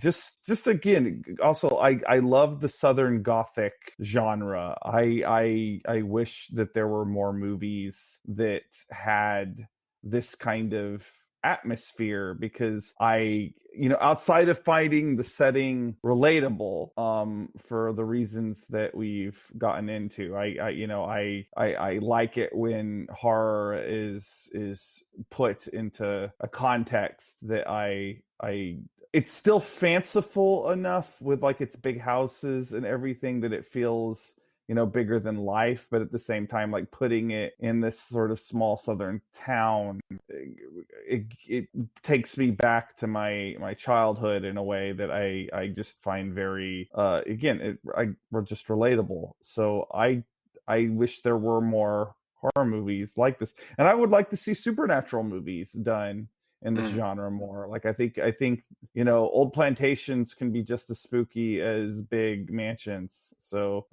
big gothic castles or whatever. So again, great atmosphere, great cast, great everything. Love this movie. Kind of to your point, I kind of wish that the Swamp Thing show would have been able to move into a territory that's in this kind of realm. I think that would have been fascinating had it been able to continue. Yeah, if they had gotten another season out of it, I'm sure they probably would have. Yeah, because the way that played out, I thought was pretty indicative of the area. It felt real in a way that I didn't think felt as real in some other shows set in similar setting. Yeah. Tony, what about you? What are your thoughts? I really enjoyed this movie. My only difference from Drew would be that growing up where I grew up and kind of leaving some of that behind, I am less interested in general. I'm glad I watched this, and it rang very true to me in a lot of ways. But I don't seek it out as much. Just because, again, that was a thing. And I hope if anybody who's from that area isn't, I'm not trying to be elitist or even like what's wrong with any of that. If you're happy, fine. But for me, it was never a place I felt as comfortable. This is my growing up there was not, there's a reason why I came back to Texas. Right? Sure. For all of its flaws and good points and bad points, that's just how my personal journey was. But in that I tend to not seek out hey, look, it's the deep South small town. I'm like, oh, that's all right. I can visit that with my parents. I've had enough. I'm okay. But I think, if it's a really good film, I'll watch it, of course. Right. And this is amazing. Even if it could also be if you want to see how to set up a shot. I mean, granted, they have some pretty amazing houses and such to set up shots in really nice sets, but wow, is it a masterclass in just framing. And again, this is one of those things of like, I understand why people may not gravitate towards watching black and white movies. But when you see this, it's like when I took modern art class in college, and I was just like, I don't know, modern art. There's certain painters I didn't like and such. And having a really good professor who showed why this is important, even things that I wouldn't want to hang in my house or go to a gallery necessary to see or experience something that's art, a big installation. I'm like, that's not for me. The understanding of it and the discourse and what you can add to your own art or your understanding of cinema. If you care, again, if you don't, that's fine. But I think movies like this that are just A-game setups, just gloriously playing with what you can do with light and shadow in a black and white film is amazing. And so that's why I try not to be snobby about it. Like, I can't even believe there's so this black and white. Don't even talk to me if you can't enjoy this. But it's something I learned in art class, and it took me having to spend lots of my own money because student loans, you have to pay those back. I was very much in debt. It's hard when you go, why am I paying to learn about this stuff I don't even like? And then come to find out there's a reason, and it has helped me pass that. So it's just beautifully shot. The dream sequences are amazing. Like we talked about, acting, just everybody is bringing their A game. And like I said, it rang true in a way that not every film does in this setting. And I thought that was worth noting. It struck me, and it wasn't something I was expecting, especially based on a movie that I only really knew for years and years and years through Mad Magazine. There's a reference in and Crack Mad, yeah. Magazine, right? Like, who would have thought that? And of course, there's many great movies that came through there, but that was how I first even heard of this, and what a weird name, as a kid. Hush Hush Sweet Charlotte, like, what even is that? Oh, look, I guess it's got some old lady in it. Yes. Right? Because of the way they exaggerate the drawings. It wasn't until years later like I realized how important it was. But yeah, it's pretty phenomenal and worth checking out if you haven't seen it either. And if you had, and again, if you're by now, we spoiled it all, so maybe I don't know. But you can still. it's just amazing. Yeah. I just wanted to mention, you brought up the cinematography, so I guess it'd be responsible for us to say the cinematographer, is actually a really remarkable guy. It's Joseph Biroc, and he's an American, and he did win an Academy Award for Best Cinematography for Towering Inferno when he was 71 years old. So like another 10 That's years awesome. after this movie. He was a cinematographer on It's a Wonderful Life. He was a cinematographer on 13 Ghosts, The Flight of the Phoenix, Kitten with a Whip, Bye Bye Birdie. I mean, this guy is like a cinematographer, like par excellence. So it doesn't surprise me at all that I mean, I knew nothing about his career. I'm just looking at his. Man, Blazing Saddles is. Yeah, I mean, this is a heck of a resume. Yeah. So pretty. But remarkable. it's beautiful. I mean, this is beautiful.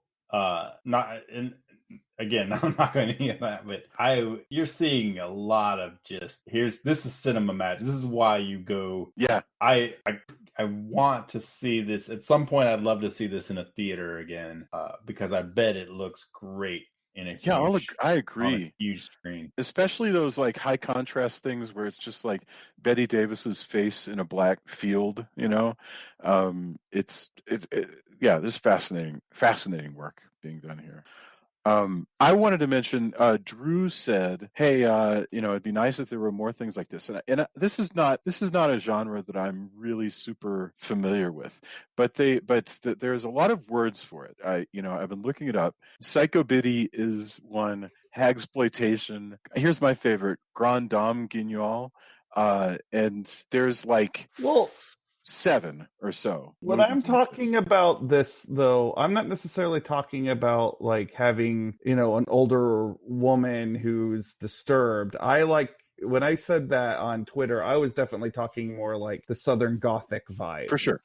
Like, yeah. I don't necessarily need a bunch of retreads of Hush Hush Sweet Charlotte. Like, I think that this is a great movie, but I think you could take this atmosphere and do a vampire movie, or you could take this atmosphere and do, it's not, especially with the way this movie's played, I don't think it's difficult at all to do to see a haunted house film done like this. I think, there's certainly been a lot of slasher movies that have played with this locale, but I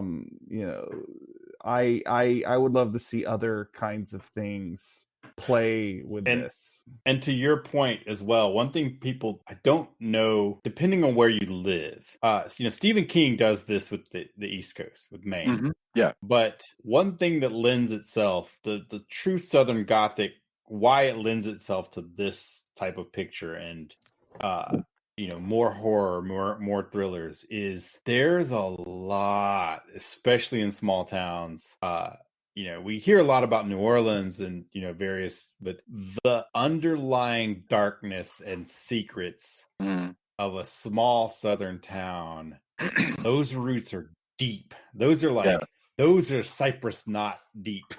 And there's a lot going on that if you dig deep enough, you'll be dissuaded from digging that deep, and B, you can do a lot because that stuff goes back. Yeah. That the plantation, a lot of it, there's been movies, but even in non-plantation, like what we think of as plantation area, there's a lot of places that don't have huge mansions and were plantation areas, that is in certain locales, but the darkness is deep rooted, and the secrets that exist that everybody just kind of goes, yeah, we want to talk about that, lends itself towards some really great stuff if you really wanted to do it. As rich or perhaps richer than anything that's going on in Derry, you know.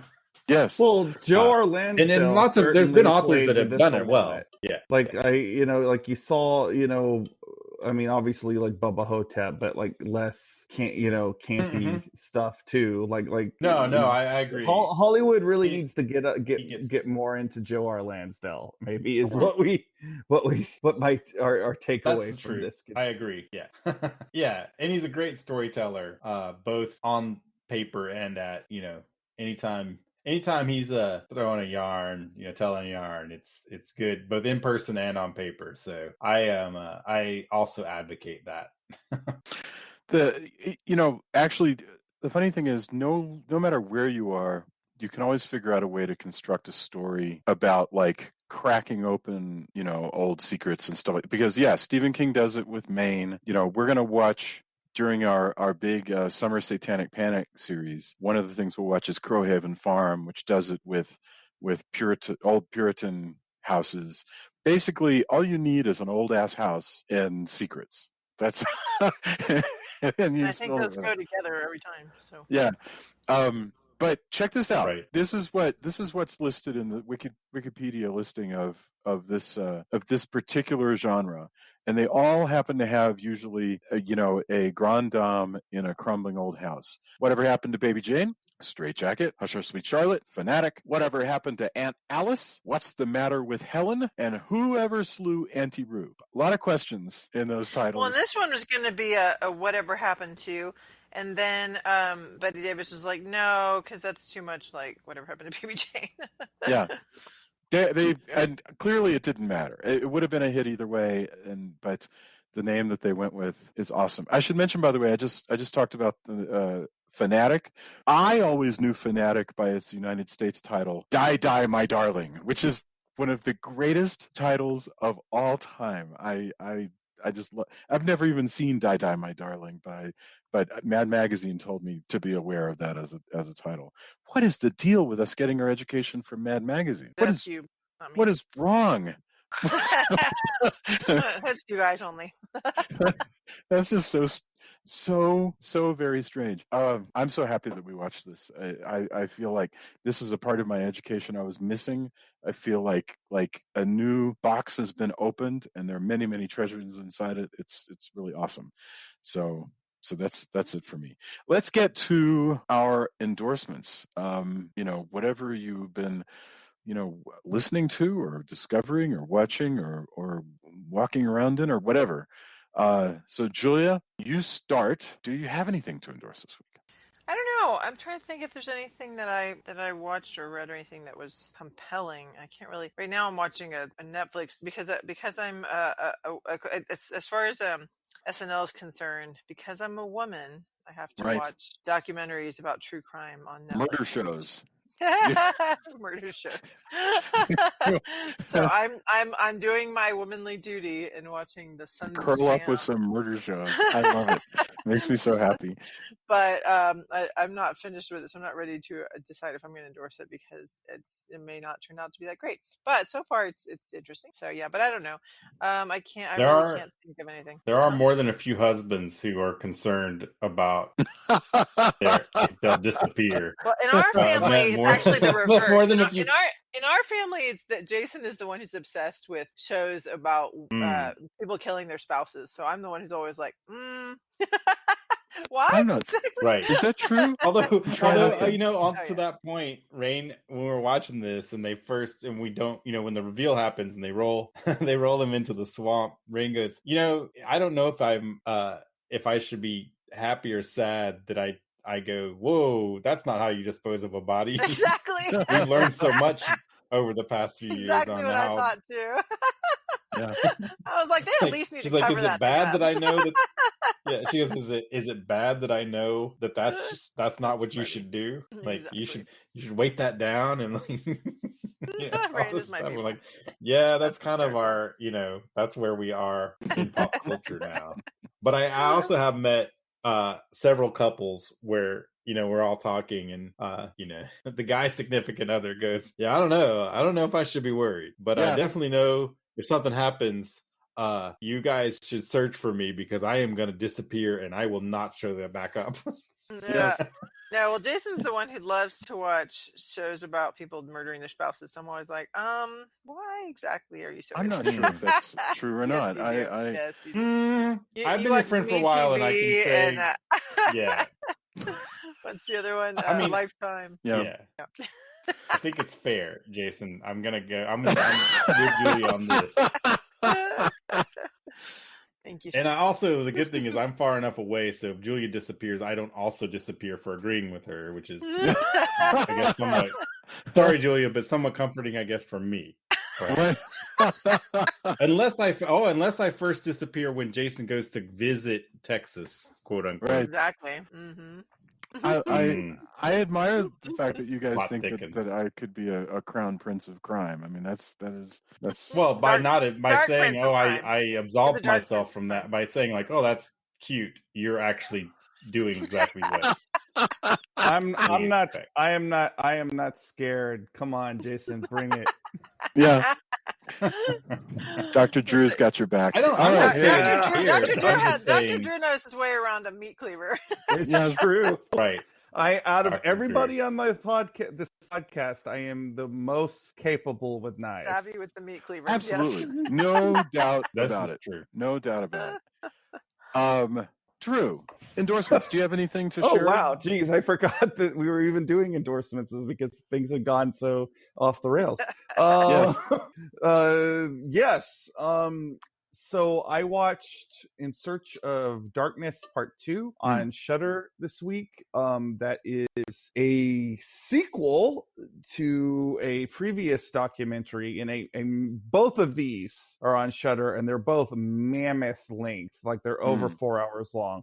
But they're in-depth looks at horror in the 1980s and why it was such a genre and all the different movies that came out, the heavy use of practical effects, which really the makeup effects revolution that really started in that decade, that changed the way effects were really done for going, went into the early, parts of this new century that we're now in. And it's this one, I really liked the first one, but this one I think I liked a little better because the first one did a really good job of like setting up what 80s horror is and kind of covering the movies you would expect, like American Werewolf in London and Evil Dead and such, those films. This movie really mixes it up. It's got some more obscure stuff. They really go into Italian horror a lot. And even weird, like weird stuff. They devote an entire section to the Little Shop of Horrors remake and stuff like that. So like stuff that you wouldn't necessarily think that they would go into. So I actually really like this one more because it's more of a deep dive. Whereas like the first one does an excellent, like I would say, like if you're gonna watch this, and if you haven't watched the first one, first of all you need to watch the first one. But if you're gonna watch either of them, don't watch them all at once because they're so long. Like I would say, like it's one of those things that's best broken up over several days. But this one, like I've seen a lot of horror films, so so some of the movies that they had brought up, like I legitimately like hadn't thought about since like the early 90s. So I was impressed that this one was more like deep cut kind of. That's cool. Things. That's really cool. Well, it's the movie that we were talking about, Dead and Buried, because Joe Bob just showed it, but they devote a section of this documentary to talk about Dead and Buried, which is a cool movie. but not necessarily like, especially from that like early 80s time period. You know, people usually talk about like the Friday the 13th films, or The Howling or American Werewolf. You know, those are the movies that usually get brought up a lot, and you know, because they're great. Like, I'm not saying don't talk about those movies, but Dead and Buried is one of those movies that kind of usually gets lost in the shuffle of those more. It's kind of a shock that somebody would spend time on it. I mean, I love Dead and Buried, but it's just remarkable. It's a deep, like I said, it's kind of a deep cut. Like and so the fact that they brought it up, I was like, okay, you know, respect. But you know, it's got Joe Bob Briggs on it. It's got, you know, a lot of famous YouTubers. It's got a lot of great, you know, Robert Englund, Elvira, you know, a lot of great horror celebrities. But you know, just the knowledge that's being kicked around, and you know, the opinion stuff, and I just dug it. Non, you know, entertainment you know, well, it is entertaining, but speaking of 80s horror, I am still doing my crowdfunded comic on Indiegogo. We have kind of fallen behind. We started off like a rocket, but within the last few weeks, our crowdfund has kind of drizzled down in terms of getting those backings. And if you like, it's an 80s horror homage. So if you like that kind of thing, please consider coming on, you know, going to the Indiegogo link and backing this comic, because it's a lot of fun, and I think the people who listen to this podcast would get you know, a kick out of it, and it's for a good cause. We are raising money to help you know, one of my artist friends, Terry Parr, out with his medical expenses that he had from COVID-19. So you know, I'm gonna be endorsing this every week until the crowdfund is over. And I'm sorry, I know sometimes people get sick of hearing about crowdfunding, but I just, please consider becoming a backer. Perfect. Tony, what about you? So a couple things. I'm still just trying to get everything together, but I did get Arrow's amazing Battle Royale box set, UHD box set that also has the second movie in Blu-ray, and a soundtrack, cards, a booklet. This thing is, if you're able to find it, this Arrow 4K Battle Royale is pretty awesome. I only kind of did a test run of it on my player, but it's packed to the gills with cool stuff. And I am really stoked about that. Also, on my, hey, I'm going to dig around and see what cool stuff Tubi and Amazon and whatever throws at me. Warning from Space is another one. I think I want to cover this at some point, just because it's super fun and strange. Heck yeah. And I like that. And it's, what's he called? The Star Prince? What's the name of the hero in Yeah, well, there's the Prince of Space, and there's also Attack from Space, if I'm not mistaken. Attack from Space, which is its own thing, but in that line of stuff, and Mystery Science Theater has done some of that stuff, has done Prince of Space stuff, and there's, you know, there's cool, fun things, but the star creatures look like, you know, characters from that. But Warning from Space, Arrow actually did a Warning from Space Blu-ray, which I should pick up as well. But that one it's just all the stuff I like. Here you go. And I like that it's on Tubi where I can watch it. So those are my endorsements. I guess I've been back on, you know, stuff from Japan kick. But yeah, I recommend just watching lots of old crazy Japanese sci-fi, and then also I guess Arrow is just getting a lot of my money because they're also doing what I mentioned, the Daimajin like box. So Arrow is really hitting it out of the park especially with these 4K restorations. There's some beautiful stuff. Unfortunately, some of it, if you don't have a region-free player, you won't be able to view it, unfortunately. Or, you know, there's ways around that, and you can get a region-free player. But I do hate that it costs like twice as much to get a player that's modded. But that's just how we live, if you are able to. But on the good side, I think the 4K spec, if I remember correctly, isn't region locked. So as far as I know, from what people have told me, I haven't done a lot of research into it, but everything I've seen, if you get a 4K disc, a UHD, it's if you have a UHD player, you're good to go. So, but yeah, those are my endorsements. Warning from Space and all the stuff that's like that, as well as Battle Royale limited edition. And if you've never seen that film, but you have seen, I don't know, Hunger Games, etc., it's worth going back and seeing where all that came from. Beautiful. Yeah, no, for sure. Okay, similar to your comment on just letting Tubi go crazy and recommend stuff. I've been enjoying Pluto. Like, I'm on conference calls like all day, so I'll just turn stuff on. Sometimes it's movies I want to watch, but to be honest, I don't like to play movies that I really want to pay attention to all day because I feel like I'll miss something. So instead, it's more fun just to throw something on that literally does not require. So Pluto is just an app of countless live television streams. Right. So There's it some is cool. There's some cool channels that fit in with that. Dark Shadows. Hey, we're gonna Doctor show. Who. Yeah, it's fantastic. There's some that are just like cool Japanese shows as well that I see people advertising. Jason, I have amazing. I have a whole genre of late night films because I have insomnia a lot. Like I keep some crazy vampire hours just by nature of, I don't know. Understood. I've heard that helps with that will put you into dementia quicker. So I look forward to that. That's great. But there's a whole set of films that I look for, which are, I really want to see that. But if this puts me in a state of mind that comforts me and I fall asleep, I'm not going to be mad that I missed that. And I don't mean that as disrespect for the film, because a lot of times I will go back and actually watch, right? But there's a subset of, I want to see this. I'm okay if I fall asleep and catch it at a later, the next night or whatever.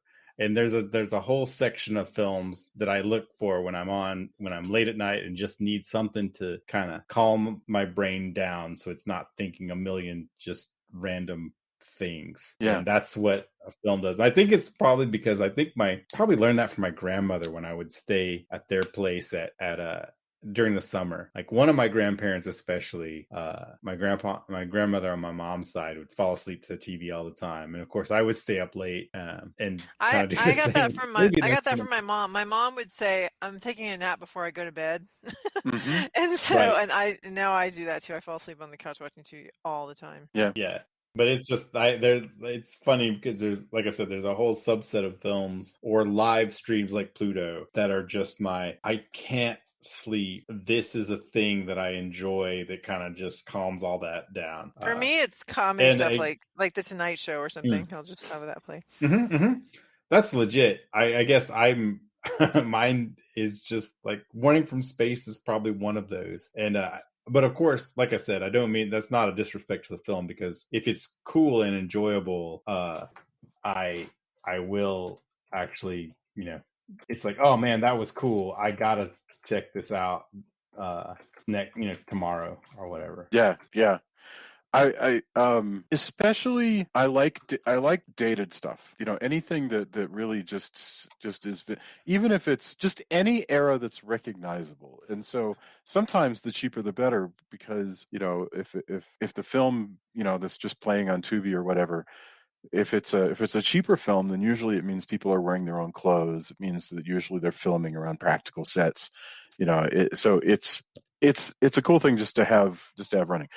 So Pluto, totally. Also, Drew mentioned Dead and Buried. You can go back, and if you have Shudder, and watch this past week's Joe Bob. And Dead and Buried was, I think, the second picture. Typically, Joe Bob's live every Friday, or it plays at the same time. It's a live stream every Friday. I never watch the first movie. I always catch the second movie. And this week, the second movie was Dead and Buried, which is a favorite of mine. And I had thought was sort of a forgotten film, but I have a feeling now it's going to be one of those movies that everybody's going to start talking about all the time, which I think is great. I think there's like an energy about it in the air, because it's like I saw it in the documentary, and then like Joe Bob, and I think once Joe Bob Briggs shows something like the cult following around something almost instantaneously is going to grow, because he just makes people aware of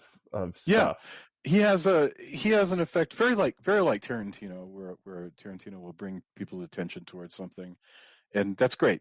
I have zero complaints about that. I think that's pretty cool. So, Although on the flip side of that, there are nights where like I watch something like I just saw Equalizer 2000, which is a post-apocalyptic movie Oh my goodness. centers around a lot of different factions and a gun that for some reason is the best gun, but it looks more like just added crap to it.